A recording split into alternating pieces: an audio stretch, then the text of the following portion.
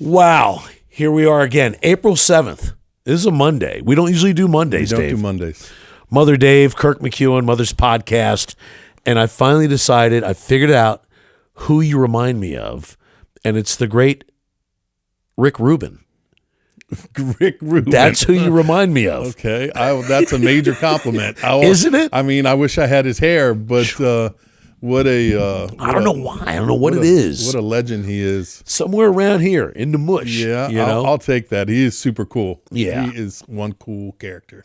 So as we sit here, it was yesterday when the great eight, Alexander Ovechkin, went ahead and did the damn thing. 895, stuck on 894 for not long at all. Not long. You got Gretzky and Janet up with Gary Bettman watching down at the Islanders building where Gretzky did it, or at least against the same team in the same amount of games.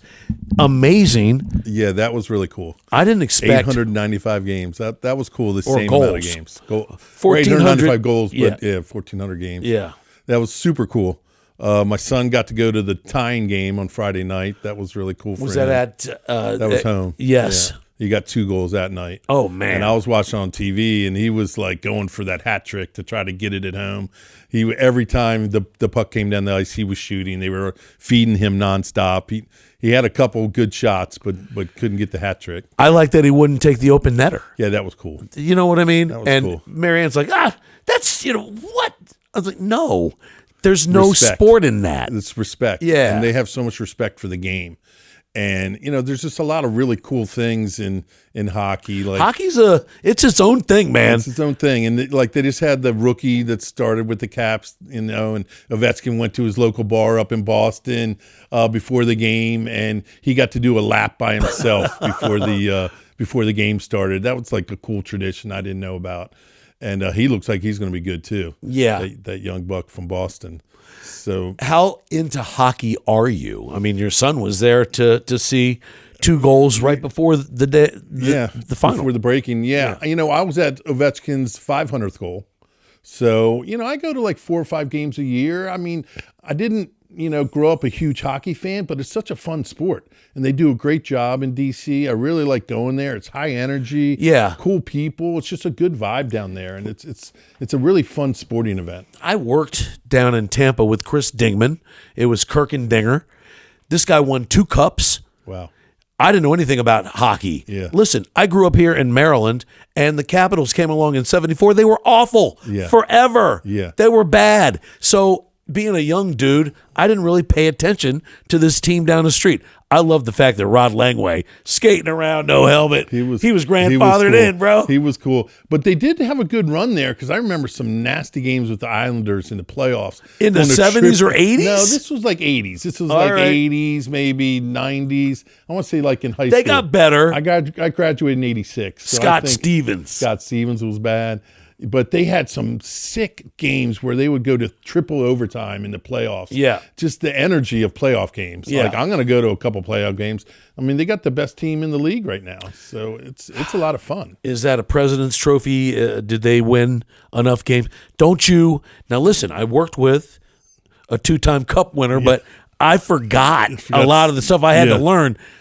The President's Cup goes to whoever wins the most games. I think so, most points. The Capitals may not have won that, but they still are the best team in the game. They were in first place, so I think they were close to doing it, if not, right off it. You're the big hockey I don't fan. know. I'm a big fan just because it's exciting. And Ovechkin is exciting, and the whole hockey world's watching, and So I have a question for you. Yeah, who's better, Gretzky or Ovechkin? I would say Ovechkin because of the physical nature of the game. And if you look at him standing next to Gretzky, Gretzky was the guy he was like Steven Stamkos when I worked in Tampa with Dinger. Stamkos was the guy. He's a little guy, but if you mess with him, some goon's going to come up and beat your face. Yeah. Ovechkin, nobody's pushing him around. No. You know what I mean? He can hit. Yeah. But there's something you said about a little guy being able to skate with those monsters and hold his own.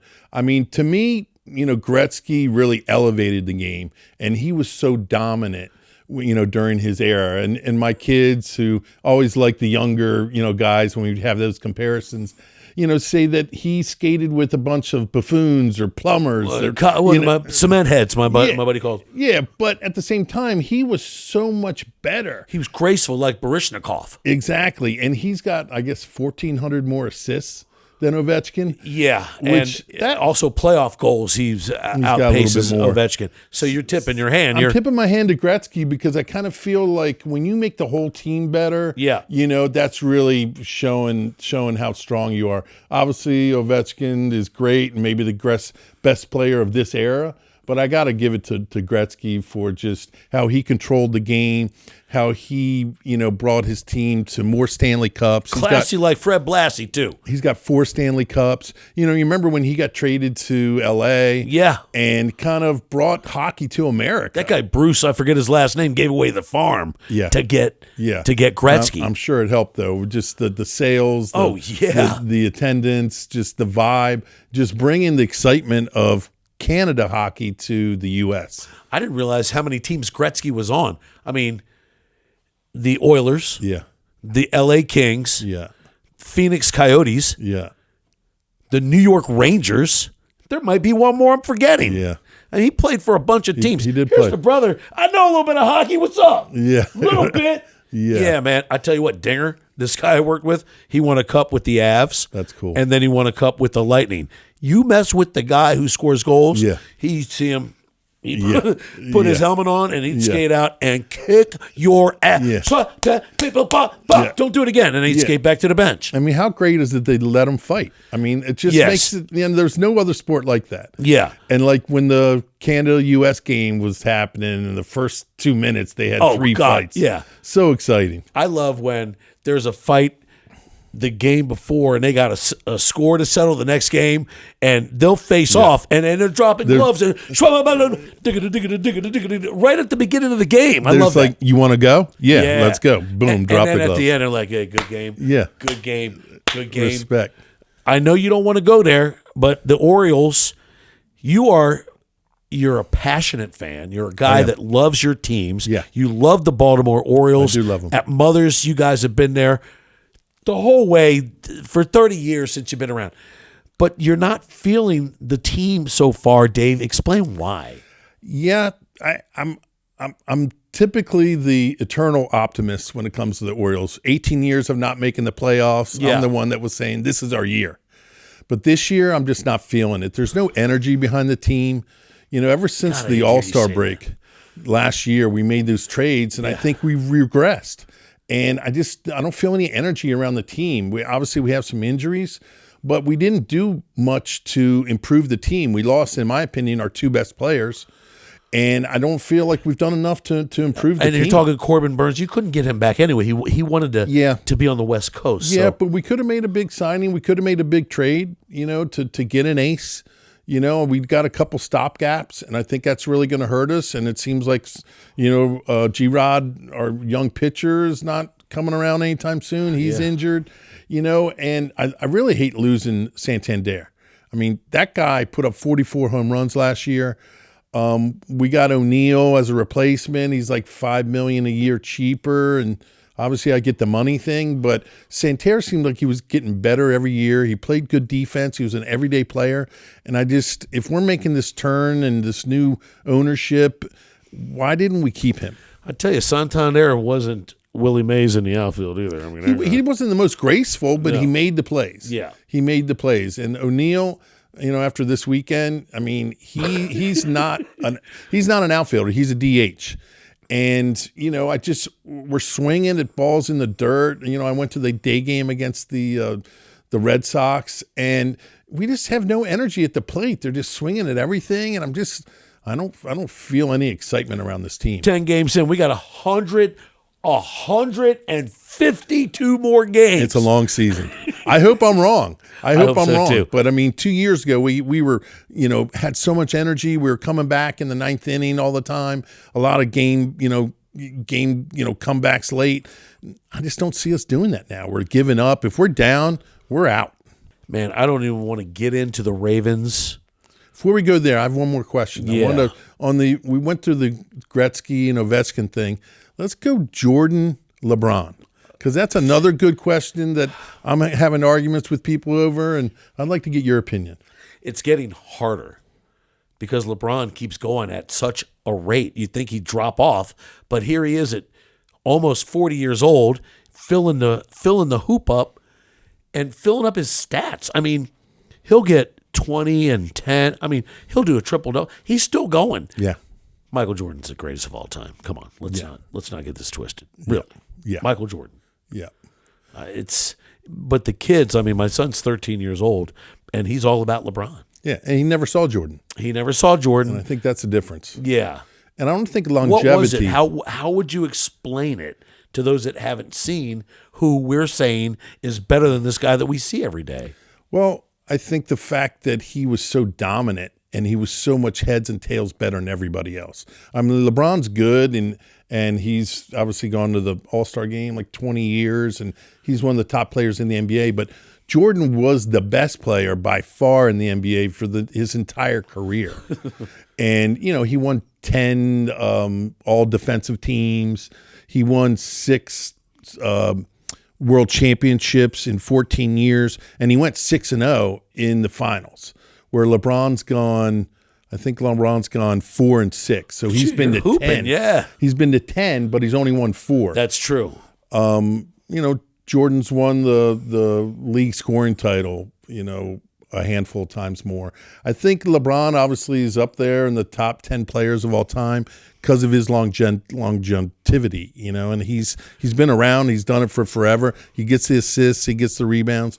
But to me, Jordan was dominant, and he dominated the league for a long time. I can see certain plays where he goes up with the right, switches to the left, and when he does that, the feet are shuffling with Larry Bird, Larry, and then I guess it might have been Hornacek or something, where he hits the shot, and then he gives you the I don't even know what I'm doing. Yeah. I mean, he was in the zone. Yeah, he was in the zone. Yeah. And when it came down to it, was the last shot of the game in the playoffs. He'd be the one taking the shot. Yes. And LeBron's not always doing that. No. Can't, take anything away from his career. LeBron's had an incredible career. But is he better than Jordan? No, in my opinion. It's I think it's unanimous. It's Kirk and Dave. It's Mother Dave, Kirk McEwen, Mother's Podcast. April 7th. That's why we're talking about some of these things. Thanks for coming along for the ride. I mean, it's a place you can feel at home. It's Mother's. Timonium, you got Mother's North, and you got Mother's Peninsula.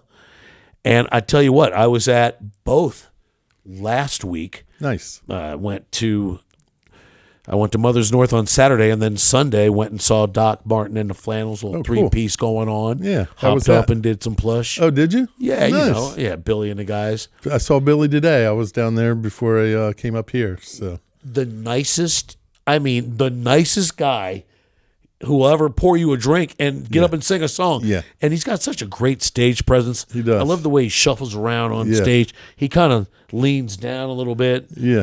And, a nicer guy you won't find. From one singer to another, you can appreciate his game. Oh, my God. He's got great game. And he doesn't even wear the in-ear monitors because he's that good. I didn't wear them for a long time, and I sucked for 26 years. And then I was like, what? Oh, wow. That's what I sound yourself. like? Yeah. Well, you don't have to scream to get over the din to try and get yourself over the stack. So you can hear yourself. Oh, my God. I'd be at halftime being like, I thought the first set went pretty good, man. But now with the in-ears. But if you do it right and use your monitors, which I didn't do any of those things, what Billy does, Doc Martin and the Flannels. And they play loud, too. So he's, he probably can't hear himself. He just has confidence in his voice. Grunge and the like, that's not humming and strumming. I mean, they're full scream. Yeah. So I got the Swaggy D at Mother's North, and that's your nickname. Yeah, that's my nickname, self-proclaimed nickname. You didn't know. I sent you a picture of the Swaggy D, and you wanted to know what was going on. Yeah. And I said, I think it's not a steak and cheese. It's more, to me, I felt more sloppy Joe. Yeah. And it was delicious, the Swaggy D. Chopped cheese. How do you the man with the namesake, the sandwich named after you. You were like, what the hell? Well, they didn't run it by me. They just did it. It was like kind of like they were picking names for the sandwich, and I've never, I don't really need to have my name on the menu, and so nobody knows you as that. Probably, yeah. So I didn't like request it, and then all of a sudden they were, fine tuning the menu, and I saw it on there, and you showed it to me. So I wasn't really aware of it. I love it. Thank you. I love most things. My son is on this health kick, and there's something about your salads that he likes. I don't go to Mother's for the salad. Yeah. We have great salads. I know, dude. He was like, great salads. He built his own, and he's got like romaine lettuce, mozzarella cheese, which look like feta to me. They're like these blocks of mozzarella. I was like, damn, dude, that's mozzarella. And the waitress took it back, and she came back and said, "Yep, that's mozzarella." See, I don't know my feta from my mozzarella, but you guys do a great salad. Really good. It's too healthy for me, though. Well, we got like a ledge with a piece of salmon on it. Yes, that's really good. We also do a charred black pepper tuna salad that I get all the time, and it's got like this shiitake mushroom salsa, and wasabi, and it's like shiitake on there. What does it mean? It's like a mushroom. Shii. Where it's are you a getting mushroom. Shiitake? Is this? I mean, it's just a normal mushroom. Okay, and we make a salsa out of it, and it's just really good. If you like mushrooms, you're zhuzhing it up like we're zhuzhing it up. For sure. Golden chips of potato. Yes, you know what I mean. Yeah, it's potato chips. Yeah, come on now. Yeah, but it's but it's a little different because it's a mushroom salsa. Yeah, but it gets topped with that, and we have a really good soy vinaigrette that goes on top of that. So that's a great dish. It's like just seared, so it's like sushi grade, and I get that a lot. That's really good. And our Caesar's really good as well. We do a lot of salads. We were talking about Mother's history and the draft. Do you have a history with the draft, or are those two different? Were those two different things? Those were two different things when we laid it out earlier. Just the Mother's history. Yeah. Well, I mean, there were two different things, but we started in Federal Hill in 97, 98 on New Year's Eve. Have you driven past the old building? It's still a little emotional. It's still a little raw. Opening day was a little weird, but they're renovating it and stuff. So I've driven by there. Work's being done. I mean, they're gutting the place and going to rebuild it. So it's going to be a number of months before that happens. They'll be like, see this office right here? That was the men's room. Yeah. So it's going to be a big change. How often do you stop by Timonium and Ritchie Highway stores? Not as much as I used to. I live an hour away from Timonium, so I'm only up there like 1 or 2 days a week. It's like, shut up with your ears. Be quiet. And then I'm in Arnold like 1 or 2 days a week, and I still have meetings over there. Just go in and have dinner or check things out or see a band. So so I'm around, but you're cool AF though. Nobody's getting worried when Dave Rather shows up at his place. But some people show up and it's like a big deal. Yeah. When you show up, it's like, dude, what's going on? Yeah. Hey, Alvin, hey. What's going on at 8x10? You got some gigs coming up. Yeah, we have a couple shows coming up, some New Orleans bands coming up. On May 10th, we got the mighty Rebirth Brass Band. You played me some of their stuff. Tell everybody what consists the band, the musicians. It's not a lot. They can fluctuate. They can go from as little as 5 or 6 people up to like 10 or 12. If it's a hometown gig and they got a bunch of people, but it's all horns and then a bass drum and snare drums. So they can move around. They're mobile. They do the Mardi Gras parades and the second line parades. And the music's really funky and upbeat and really danceable, and it's just a lot of fun. You don't need a guitar and a bass. You can have a low end horn and a high end. Yeah, well, they got the sousaphone, the tuba. Yeah, that's the bass, and then obviously trombone and sax and trumpet. But it's just a lot of fun. Really upbeat, funky. They won a Grammy. They opened up for the Dead a couple times. They're playing May 10th at the 8x10, and that'll be a lot of fun. How do people get tickets if they're just watching us or listening, like May 10th, dude. Hey, honey, let's go see this Rebirth. How do they get tickets? Just go on the 8x10 website and just get them right there. Yeah. Or you could get them at the door if there's still some left. So that's a Saturday night. So that'll be fun. And Rufus Roundtree is opening up. I don't know if you know him. I've heard that name. Local Baltimore trombone player. Yeah. So I think he's played with P-Funk and a few other people before. So that should be fun. Man. And then we got another one up at Recher Theater with Paul Manna up there. We got George Porter Jr. Yeah. I'm who's a big been fan in of the him area before. many times. And John Papa Gros band. They're playing together as a co-bill. John Gros used to be in George Porter's band like 25 years ago. New Orleans Legends. So John plays the B3 and the piano, and George obviously plays the bass. And I'm sure there'll be a lot of interaction between the two bands because they're a lot of fun. People that live in this area maybe relocated from New Orleans, and they see that George Porter's coming or something, because you brought him here many times. Yeah. So I'm sure you have some repeat people that love what you're doing. And when you bring these, so they'll be at the Recher Theater, which is beautiful inside now. Yeah, it great. sounds good. I love great. the placement of the bars. Everybody's real cool. It's a great room. Yeah. It's a great room. Paul does a great job. And yeah, it is really cool. I mean, I'm doing it for fun. I'm doing it to give them a gig. Make a little money. I lose money typically on them, and I just try to break even and I give all the money to the bands. How can you lose money and still be like, all right, let's do it again? Well, because I don't lose that much. Okay. And I look at it as, one, I get to see my favorite bands play. Two, I'm helping them out. And these guys are, struggling to make a living. And being musicians on the road at their age, it's not easy. So I'm just helping them get it down the road and keep playing, keep coming to town. So that's why I do it. Just to have fun. Could you see yourself sliding into more of a promoter's role? I mean, Paul Manna, he's not running a restaurant or a franchise or a couple of restaurants. He's 24/7 entertainment. Yeah. And it takes that sort, but you seem to be able to kind of do it on the side a little bit. Yeah, it's on the side. And, mainly because I mainly just do New Orleans bands. Yeah. And so, I just do it when they come through town, and they typically have a date, a big festival up in New Jersey. And so they're trying to get a couple dates before or after to make it worthwhile for them to come out. So I normally am helping them fill out their calendar because they got a big play in New York City or in DC, and we're on the way. How do you feel about Live Nation and Ticketmaster? Is there anything that bothers you about the way that they sort of control everything? Yeah. I don't think it's good for the scene for one company to control it, especially one that only cares about the money. They don't really care about the scene. And so they'll gobble up tours. So we can't get them at Merriweather because it's not a Live Nation room. That's IMP controls that. So that's why we miss a lot of things, and they go down to Jiffy Lube down there.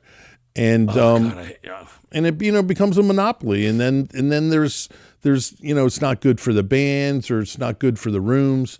And so I feel like it should be spread out a little bit more. And, what can people do? Anything? I mean, they brought Live Nation and Ticketmaster into the Justice Department, and they won. But I don't think they broke them up. They're still owned by them, and they said they're going to give us free tickets to make up for it. But they're like obscure shows that nobody really wants, and they kind of got out of that. So I don't know. It's a shame, and I think we need more independent promoters. And I'm really concerned about the future of the live music industry, and obviously the kids like DJs more, and is live music touring going to go away? I'm just afraid of what's going to happen in the future. You should be ashamed, conglomerate. Mother Dave says this is blasphemous. Back with more next. Think about it. Hey, again, want to thank Chris Jacobs for stepping in and hanging out with us last week or last show. What a great musician. Yeah. I saw him Great out guy. on the screen here. We do our show here at Stages Music Arts. He's like one of their traveling professors. Yeah. Come in and tell you how to get your career going. What a cool guy. Yeah. And Great guy. and that was awesome.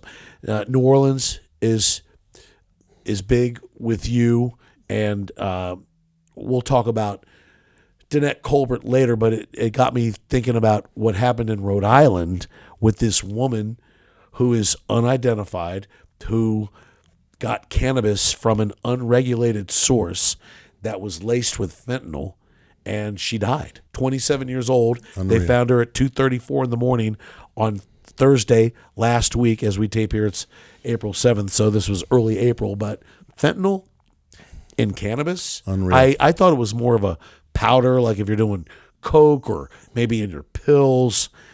But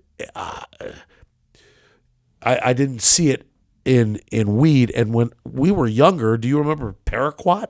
No. Paraquat is what they used to spray on the pot that made it undesirable. You don't want to smoke it. It either smelled like ass or it didn't. It wasn't pleasant. Yeah. But it didn't kill you. Yeah. But to hear about, it's crazy, man. Yeah, it's a crazy time in our world, and that's so sad. Why would people even add fentanyl to cannabis? I just don't get it, and I don't know what's going on in the world. It's a crazy time. A friend of mine says when you travel in South America, you don't have to worry about fentanyl in anything. But if any drugs go through Mexico to get to the United States, fentanyl is now on your radar. I have a friend that goes to like Bogota, Colombia. Yeah. And he's like, the world is my oyster. Yes. He didn't have to worry about anything. I don't get down like that Yeah. anymore. Yeah. So I say you go ahead and do whatever you want, but I'm not. I mean, I'm a big fan of cannabis, and I'm not really drinking anymore, so that scares me. I get my cannabis from a dispensary, so that's a good plug for dispensaries. That's what they said. They said if you're going to be smoking, you can't go to your buddy like you did before there were dispensaries. Yeah. Because they've got rules and regulations, and there's no fentanyl in their weed. Well, I heard that somebody also had fentanyl on a vape, and they smoked a vape, and I don't know if they died or just got really sick, but it's crazy that they're adding it to everything these days, and it seems like you just got to know your source, and you got to go to a dispensary. Yeah, and hope for the best even after that. I mean, not when you go to the dispensary, but I know friends that do illicit drugs, and there's strips you can put drugs on, and if it's got fentanyl, it'll come up red or whatever. Yeah. But I know friends were like, "No, you first." Yeah, that's important to have those things and to test it, and hopefully more people are going to do that. Did you ever smoke cigarettes growing up? Did you? I never really liked it. I never liked cigarettes. So you tried? I tried it, and like everybody tries it, but I kind of felt like I was a little allergic to it. It made me sick, so I never got into it. Yeah. I started smoking when I was in high school. Yeah. Marlboro Reds, because I wanted that flavor. Yeah. You could taste the ammonia, Yeah. which means it's good. Yeah. And I stopped in 2014, cold turkey, went to the Orioles and the Rays opening day down in Tampa at the Trop. And when I came home back to Clearwater, I was out of cigarettes. So I went up to the Circle K, bought a pack, smoked one or two, crushed the pack, and never looked back. That's good. In 2014. But they're sticky, man. Worse than heroin. My wife was a longtime smoker, and it was hard for her to quit. Yeah. And she went on one of our boat trips and decided to quit, on a boat where she didn't have access to cigarettes, and was in paradise. And so that was about 10 years ago now. So yeah. We're real thankful that she quit. In your business, the restaurant business, a lot of people smoke. Waiters, They did. The chefs, cooks, whoever. It gives you it's like a release. It's a release. It's a tension release. And the restaurant business is tough, and it's high paced. Yes. And people need to get a break for 5 or 10 minutes. So that's how they always get a break. I'm going to smoke a cigarette. They go outside for 10 minutes, have to come back in, wash their hands, and all that. But then somebody's got to cover for them. Now they're all using vapes, and so they do it, around the corner. They Big hide in the quarter, and they do it in 2 seconds, and they're back at their tables. Which is better. It's a lot better for service, and it seems like it's better for them, but the younger generation's not smoking anymore. We don't know what's in these vapes, Dave. We don't. We don't. We're going to find out. Man, it's like 20 years down the road. The guinea pigs will show us that these vapes are like, oh, my God, he's got a quarter of a lung left. Yeah. But when you're somebody that owns an establishment, you've got to have it so not only the staff might be able to smoke outside, but people that are dining there got to have somewhere if they want to smoke. Even though it's come down a lot, there are still people. They're definitely smokers, that are not going to especially change when their they ways. drink. When they drink, they want to smoke, and that's all fine. And we've got like places set up for them to smoke outside and ashtrays. But what I hate is when they just throw the cigarette butts on the ground. Yeah, it's like, oh, it's a small piece of paper, so I can just throw it on the ground, even though there's a trash can or an ashtray right next to them. Yeah. So that really is a pet peeve of mine, and I hate when people throw it on the ground. But there's a lot less of it now. Our staff cleans it up every day, and it used to be really bad, but now it's not quite as bad. How did your wife stop? Like I said, we just went on the boat trip. She wanted to do it. We were all begging her to do it. You got to want it from inside. You got to want it. You got to want it. You can't do it for other people. And, she just took herself out of her comfort zone where she would, be using cigarettes to relax and stuff. And she, like we were on a boat trip for a week. So there wasn't, readily accessible cigarettes, and she didn't have other people smoking. You remember how, in the bars, it used to be everyone smoking. We used to come home stinking. Oh, yeah. And so trying to quit when you're in that environment was really hard.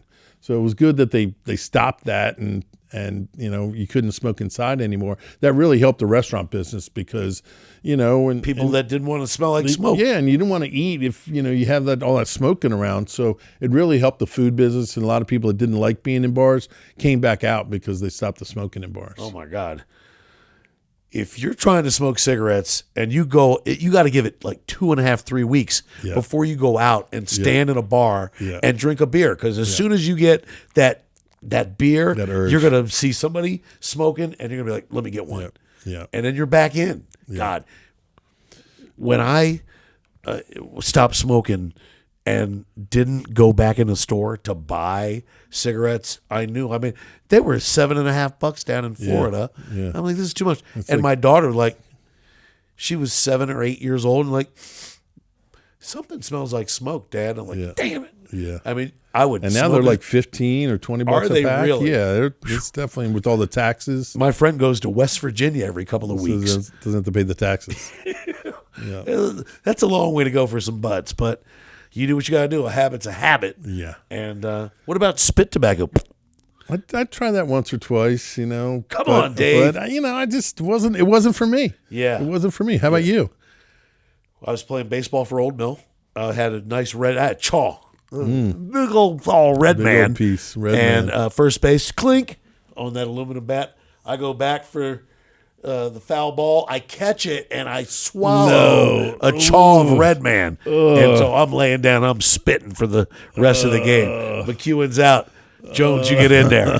Yeah, because Did you throw up? Red man. I didn't throw up, but I spit the whole time laying down. Yeah. They mooning the cheerleader bus when I played football, and then spitting during my sophomore year on the sideline. Nice. Those are my two highlights. Can you moon anymore? Is that even legal anymore? Like, no one can even do that. but- Everybody's like so uptight nowadays. Dude, I had to practice with the team, but I couldn't play for 2 weeks. I had to sit in the principal's office. Really? Yeah. For the moon? Yeah. The Wow. cheerleader bus pulled over, and then our bus pulled over because they were behind us.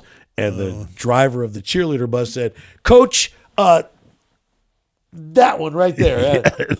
He pulled his pants down. And, Yeah. McEwen, I'll deal with you back at the school. That was a quiet wasn't ride good. home. So there you go, smoking and mooning. Well, how about some positive news on the drug front? I was hearing a podcast about all these different ways that they're using like magic mushrooms to help cure people of diseases and all different ailments. And I think that's a really cool way for them to harness these drugs in a positive way. My only problem is it's hard to regulate what you're like. If you've got mushrooms And I have a friend of mine that grinds them up and he'll stick them in these little capsules. Mm-hmm. How many do you take? I mean, it's a trial and error thing. Yeah.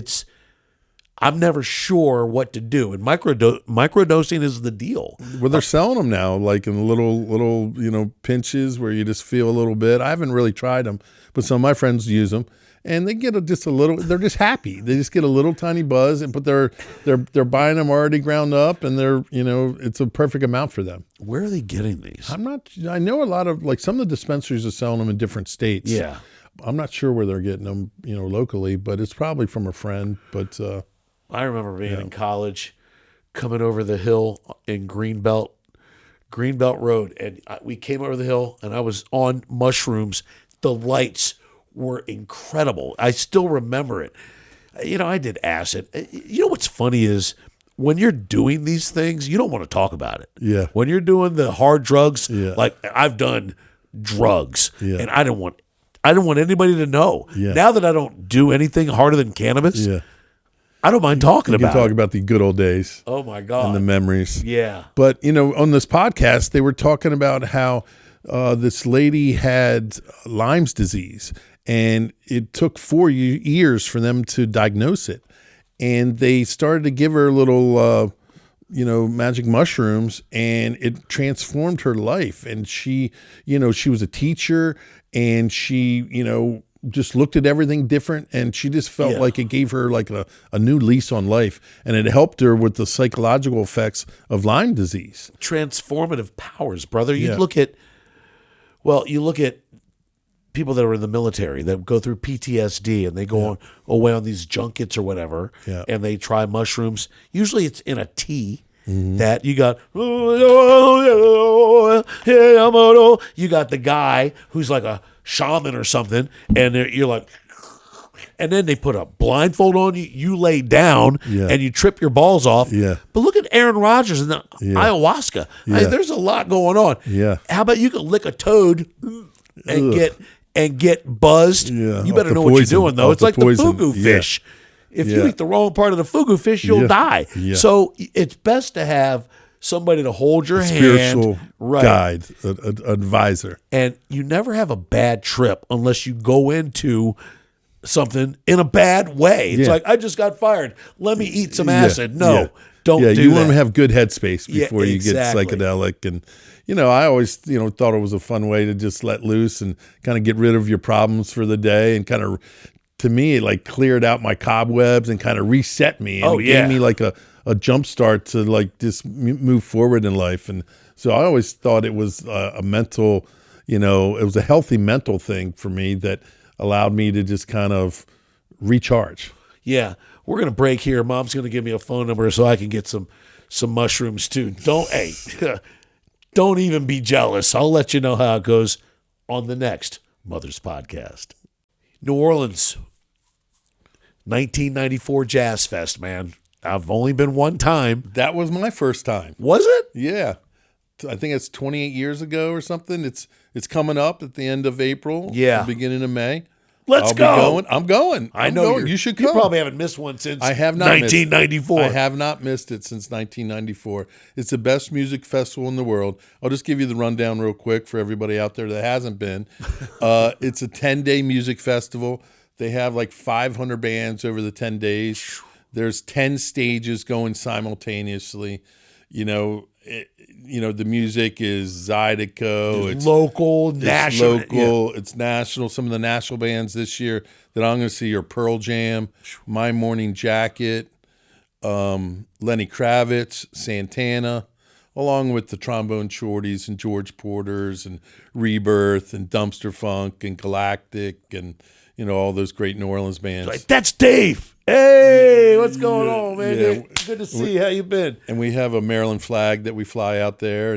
And then the food at the Jazz Fest is incredible. It's all home-cooked meals, catering from, local restaurants and local caterers. And it's 90% seafood and all stuff you've never even seen before.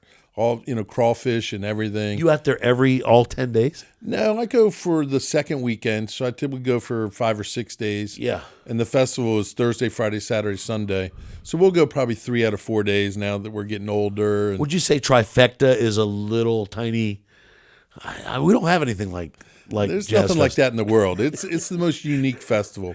And then at night, all these bands play in the clubs all night. Yes. And they'll play starting at 2 a.m. till 4 a.m. I mean, and it's all these, all-star bands of Dumpster Fump and Galactic playing together, all these, great, just all-star jams. And so that's what's so much fun. And being in a packed club at 4 a.m, with the music so good, that's where I'm in my happy place. Dude, I went and saw Dr. John. I was in the right place, but I must have been the wrong time at Tipitina's. Yeah. And Greg Allman, did I tell you the story? I think so. Greg Allman comes in, bumping into people. They threw his ass out. I'm like, that's Greg Allman. They said, we don't care. He's drunk as hell. Yeah. Greg Allman got thrown out of Tipitina's.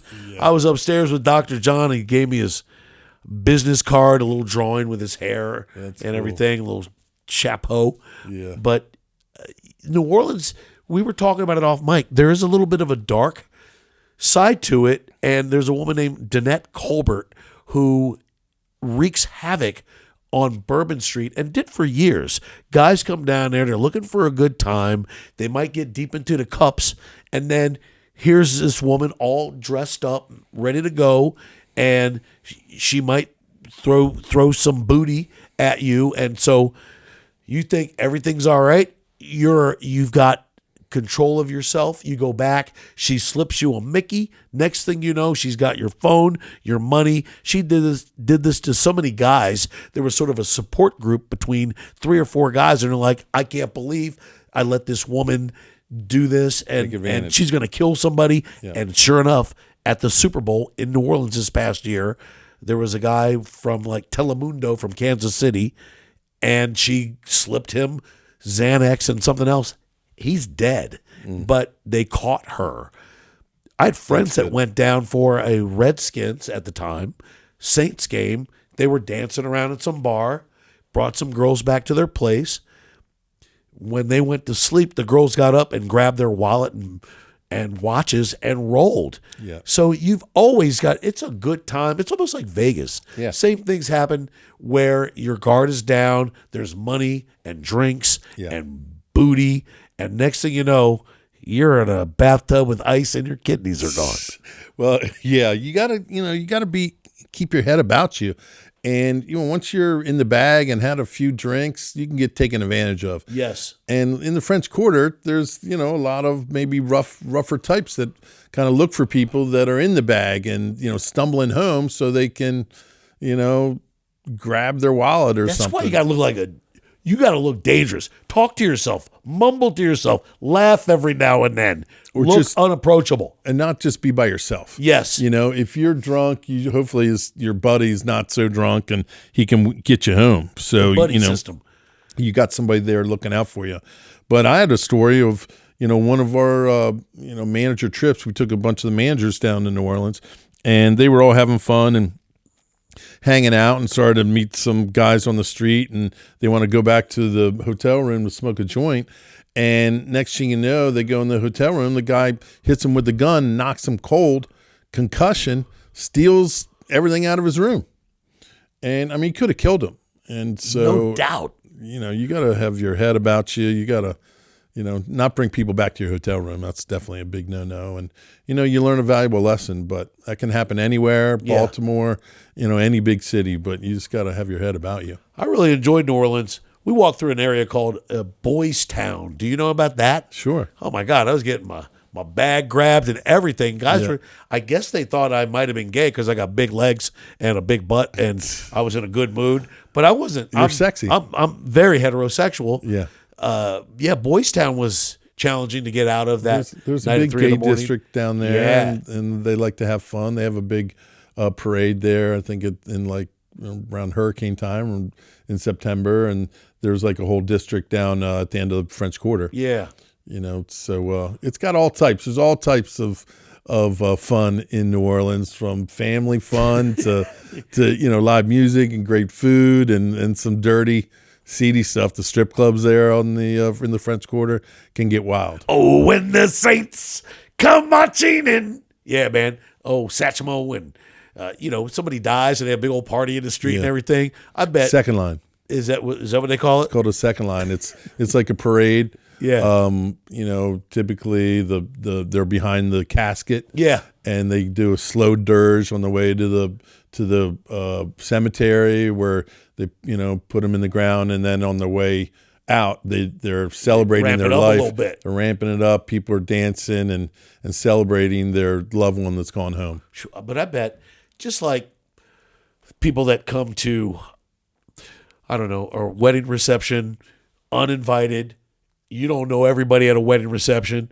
And so this woman's walking around trying to find the room where the gifts are, because it's happened. And then you see some envelopes, a couple gifts. You pick them up and you roll out because you're that person. I bet, just like we were talking about in New Orleans, after the second line, you go stand around at a party or whatever, somebody's there unseedy, or seedy, unseemly, that might try and get your stuff.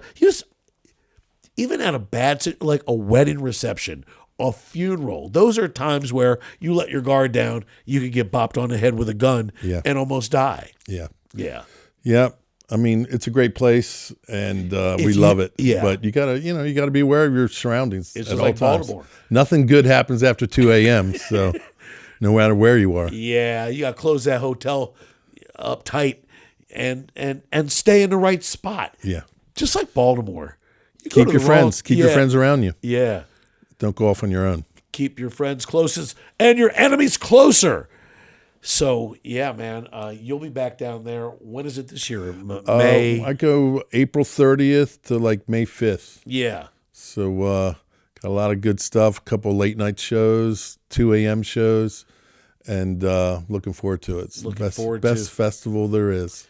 I don't even know how many years it's been now. It's probably like the 80th Jazz Fest. They've got a cool name for it. I think it's like 56, 50, okay. In between like 55 and 60. My first one was year 25. Okay. And that was 94? 94. Well, that's easy math. Yeah. All right. Artscape, AFRAM, you guys got work to do. Catch up with Jazz Fest. Mother Dave, again, we'll meet. Great to be with you. And you as well.